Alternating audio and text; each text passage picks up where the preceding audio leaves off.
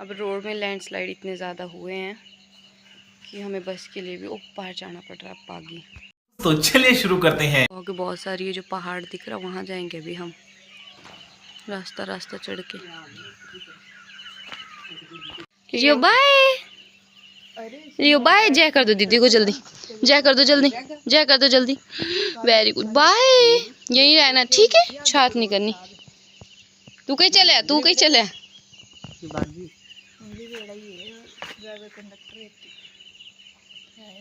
तो इतनी उबो किया ऐसे हो। तो हमारे गांव के रास्ते ज़्यादा कठिन नहीं है, बट ये इनमें आजकल थोड़ी काई जमी है, तो इस कारण ही हमें बहुत संभल के चलना पड़ रहा है।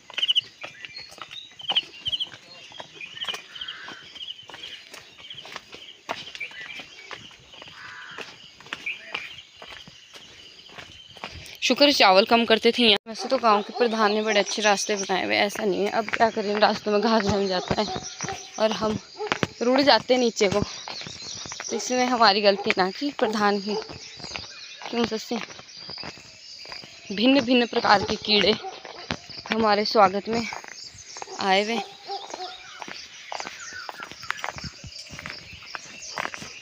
और अभी 5:48 भी हो ही चुके, साथ में इसका टाइम है। अच्छा, इस टाइम मुझे वैसे याद आ रही, जब मैं HP को जाती थी तो ऐसे ऐसे करके मैं व्लॉग बनाती थी, 3-4 वीडियो व्लॉग। तो इधर के भी उस टाइम ठंड होती थी तो पूरा मुंह कवर करके पूरा। तो मैं बोल रही थी कि वैसे तो बस आई है पर हमें ज़्यादा टाइम लग जाएगा क्योंकि हमारे पास सामान है, तो 20 मिनट तो हमें इजीली लग ही जाएंगे। वैसे तो बस का टाइम बागी से 6:30 है, शायद इतना तो हम बस से पहले ही पहुंच जाएंगे। एक तो हमारे गांव वाले ऐसे ना इतनी सी वो नहीं देते अपनी। मक्खियों के इतने बड़े बड़े खेत है, अभी कोई भिन्न भिन्न प्रकार के जानवर भी यहाँ पे होंगे तो हमें उनका भी सामना करना पड़ेगा। क्यों बहन?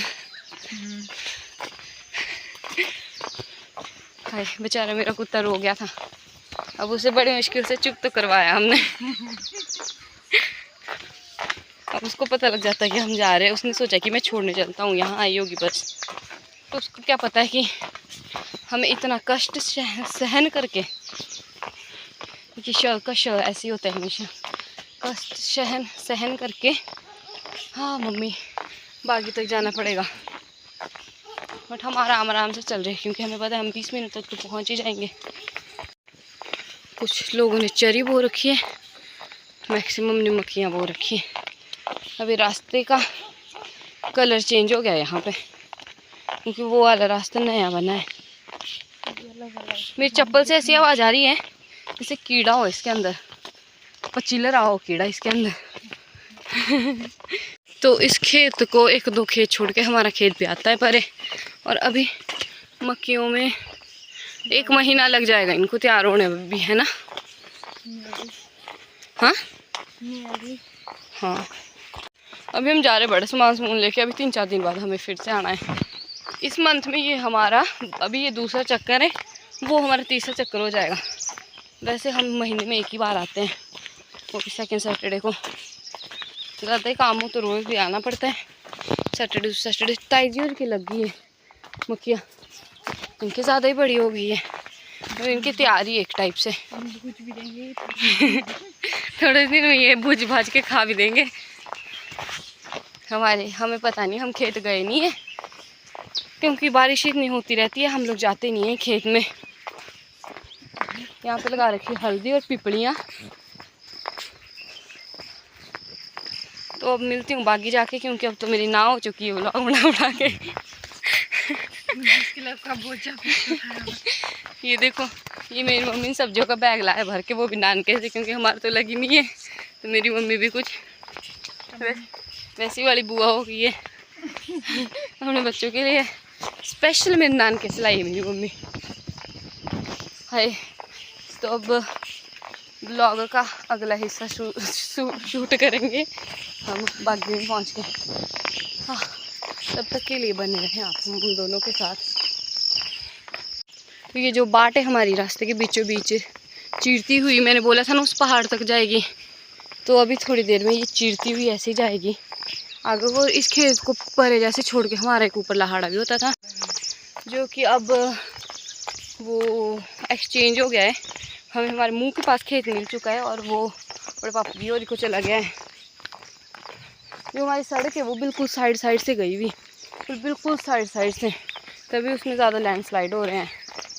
और ये जो बाट है यहाँ से भी एक सड़क निकलनी थी। तो लोगों में दिमाग की थोड़ी कमी सी होती है ना, तो अब उस कमी को कौन ही पूरा करेगा, क्यों ब्रो। तो हम पहुँचने वाले थोड़ी सी देर में। और पहाड़ का एक हिस्सा दिखाती हूँ आपको, दिखने ही लग गया आपको।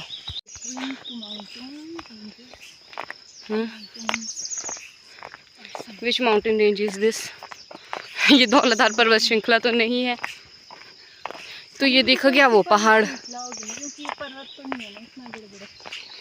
और पर्वत श्रृंखला ये नहीं होती।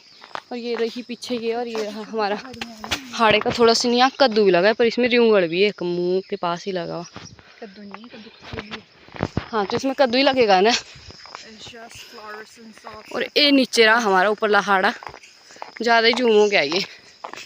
ओ भाई पैर पूरे गिले हो चुके हैं। नहीं ब्रो, देखो मुँह हमारे बाट के हाल, इतने बुरे हाल है।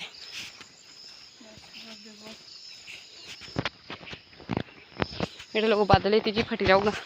तो फाइनली हम लोग पहुंच चुके हैं सड़क पे, और हमें बड़े पापा मिल चुके थे। तो व्लॉग करने की उस टाइम हमारे को याद ही नहीं रही। मैडम जी ने बीच में से मेरे से बैग ले लिया था, क्योंकि बैग थोड़ा सा ज़्यादा भारी है। और शुक्र है कि मैंने वो एक चावल कम करवा दिया, नहीं तो मम्मी ने तो भर भर के था वो पहाड़। अब यहाँ से ढंग से दिख नहीं रहा है ना, तो यही समझ लो यही है वो पहाड़। अब इस बेचारे ने ब्रश नहीं किया, अब इसे दांतुन मिल नहीं रही है। मैं बोली किसी ने सुनिए कि दांतुन कर ले।